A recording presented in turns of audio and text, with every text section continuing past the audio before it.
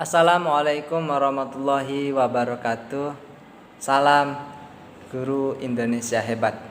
Pada kesempatan kali ini, Bapak Ibu izinkan saya menyampaikan sebuah pengimbasan dari hasil pelatihan di platform Merdeka Mengajar.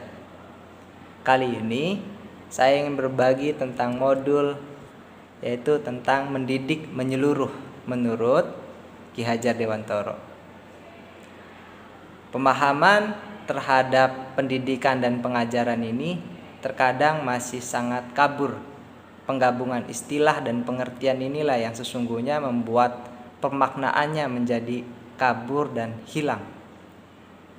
Bapak Ibu guru, pengajaran adalah suatu cara menyampaikan ilmu atau manfaat bagi hidup anak-anak secara lahir maupun batin. Sementara pengajaran adalah salah satu bagian dari pendidikan itu sendiri.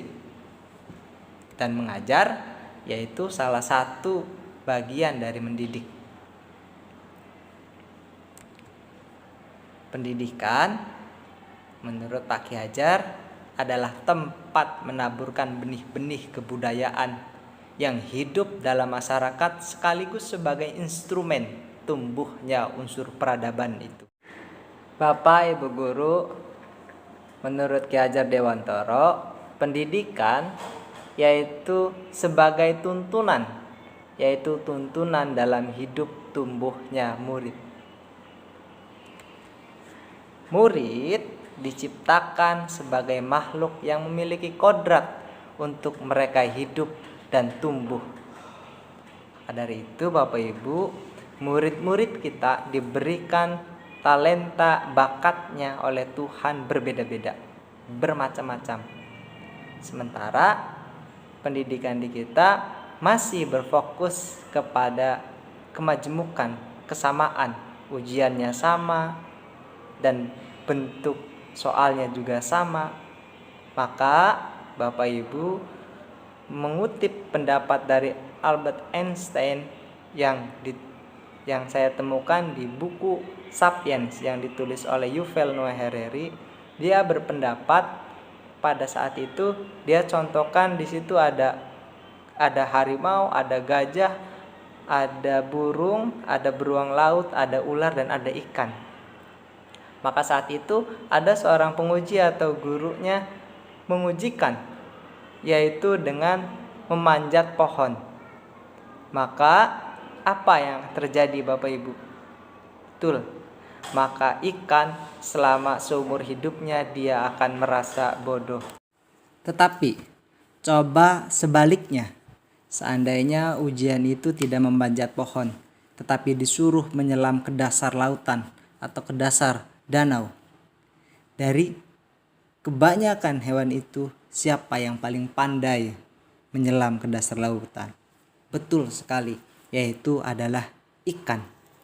Artinya Bapak Ibu, dari peristiwa ini Albert Einstein ingin menggambarkan kepada kita bahwasanya setiap anak itu memiliki kejeniusan dan talentanya dan bakatnya di bidangnya masing-masing.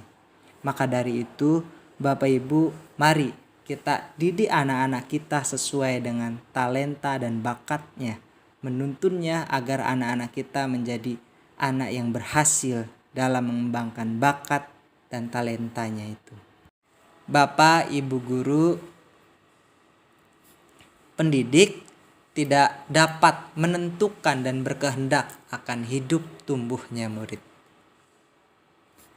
Menuntun tumbuhnya padi, mengusahakan dan kondisi yang terbaik agar padi dapat tumbuh sesuai dengan kodratnya. Anak-anak yang tumbuh berdasarkan kekuatan dan kodratnya yang unik, tidak mungkin pendidik mengubah padi menjadi jagung atau sebaliknya. Filosofi dari Ki Hajar Dewantoro ini menggambarkan bahwasanya kita sebagai pendidik tidak bisa berkehendak atas hidup dan tumbuh kembangnya anak-anak. Biarkan anak-anak tumbuh kembang sesuai dengan kodratnya, sesuai dengan bakatnya. Kita sebagai pendidik hanya menuntun, memfasilitasi agar bakat-bakat dari anak itu bisa berkembang dengan baik. Bapak Ibu, selanjutnya pendidikan tidak hanya berbentuk pengajaran yang memberikan pengetahuan kepada murid. Mendidik adalah menuntun keterampilan berpikir anak dan mengembangkan kecerdasan batinnya. Selanjutnya, pendidikan pikiran atau yang bisa kita sebut dengan intelektual murid sebaiknya dibangun setinggi-tingginya, seluas-luasnya, dan selebar-lebarnya untuk mewujudkan pri kehidupan lahir dan batin dengan sebaik-baiknya. Setiap murid memiliki kekuatan-kekuatan yang memerlukan tuntunan. Contohnya, ada anak yang memiliki bakat dan talentanya, tetapi anak itu tidak berkembang dengan baik. Apakah karena dia tidak diberikan tuntunan dengan baik oleh gurunya? Atau ada sebaliknya, ada anak yang memiliki bakat dan talentanya dan setelah dituntun oleh gurunya dengan baik, tetapi anak ini bakat dan talentanya tidak berkembang secara baik. Bisa jadi anak-anak itu dapat pengaruh-pengaruh kurang baik di luar atau di dalam lingkungan sekolah itu.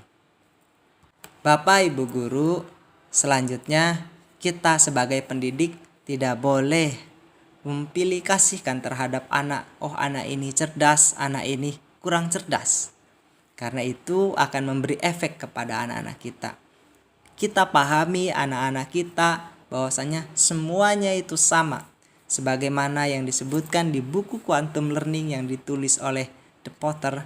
Dia menggambarkan, coba Bapak Ibu kita ingat-ingat kembali pada saat kita masih waktu kecil. Saat kita masih belajar berjalan atau kita belajar mengungkapkan sebuah bahasa pada saat itu. Ketika kita masih kecil Bapak Ibu, kita belajar berjalan, apa yang terjadi? Ya betul, kita akan jatuh tetapi kita bangun lagi. Jatuh dan bangun lagi. Jatuh, bangun lagi. Sehingga akhirnya kita bisa berjalan dan mungkin hari ini kita bisa berlari dengan tanpa batas sekehendak kita. Kenapa Bapak Ibu? Padahal pada masa kecil itu secara memori dan otak kita belum sempurna. Ya, karena pada saat itu Bapak Ibu, anak-anak pada saat itu masih bayi, yaitu kita tidak pernah mengenal konsep gagal. Pada akhirnya Bapak Ibu, di dalam satu buku itu Dr. Marian Diamond, yaitu seorang ahli otak, dia membedah otak Albert Einstein. Coba dia bedah apakah yang membuat dia jenius. Ternyata setelah dia bedah dan akhirnya dia temukan fakta-fakta bahwasanya otak Albert Einstein dan orang-orang biasa itu ternyata struktur selnya sama.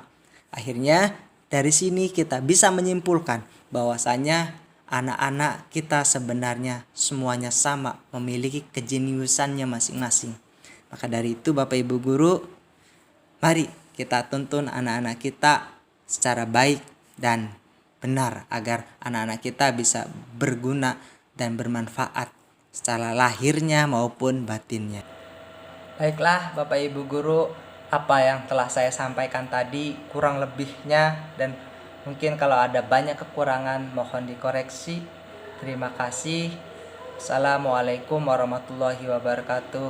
Salam pendidikan Indonesia. Mudah-mudahan pendidikan Indonesia semakin ke depan semakin jauh lebih baik dan jauh lebih baik lagi untuk mencerdaskan kehidupan bangsa. Assalamualaikum warahmatullahi wabarakatuh.